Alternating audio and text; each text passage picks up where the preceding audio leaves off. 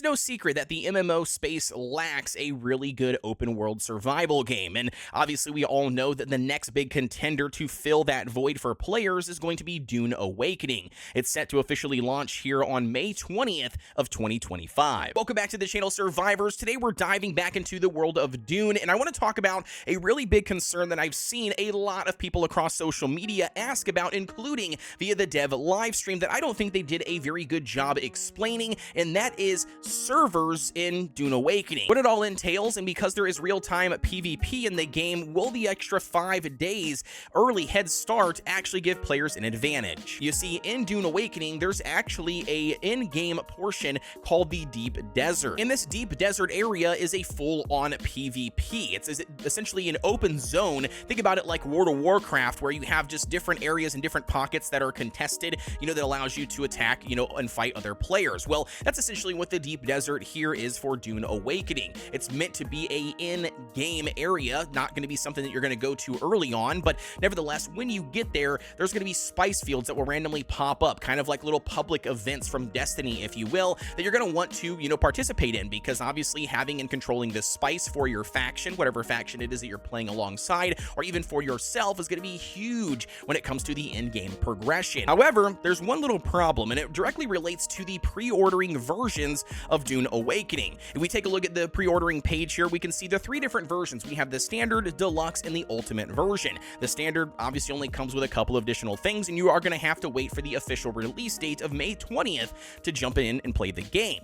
However, if you purchase the deluxe or the ultimate version, you do get a 5-day head start, and this is where the issue lies. Players are under the assumption that the 5-day head start will be for any and all players that purchase the deluxe and ultimate edition, and when they jump in and play the game, because this is a MMO, whatever progression that they are able to achieve in those 5 days, the idea actually comes in when it relates to the progression and how the players that are going to be waiting to start on May 20th, how far behind are they going to be? Is it going to be a massive gap within that 5-day period? Are they going to ever be able to actually close that 5-day gap if a person that starts 5 days early never quits? I mean, that is something that a lot of people actually have concerns with related to MMOs, or live service games as they call it, because you're directly competing to other players, especially with something like Dune Awakening, where the end game is all about controlling the spice fields. If you happen to get there finally and there's somebody who's at extra 5 days worth of game time,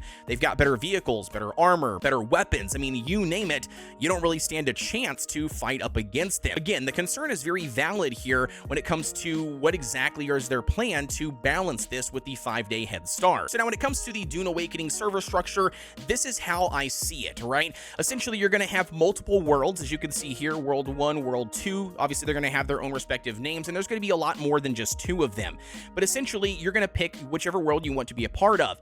At that point, underneath that, you're going to have several different instances or phases, right? You're going to be able to select any of these that are going to be underneath that same world, and then all of those individual phases or instances are going to share one common deep desert. And the same thing goes for the next world, and the next world, and the next world, and so on and so forth. And so essentially, you're not going to be playing with anybody else in the deep desert for those spice fields, for instance, in the in-game PvP, besides people that are inside your world, right? Even no matter which phase or instance that they are a part of underneath your world that you guys all selected, you will only be able to see those people in the deep desert. You're not going to see other people from other worlds, inside of there. So that's going to be how they're aiming to balance the entire thing. Additionally, it's important to note here that it has been confirmed that the Head Start servers will be different from these servers that they're putting out via launch, meaning that when the players do get early access for 5 days, they're going to be on their own world, their own set of shards, and have their own deep desert available.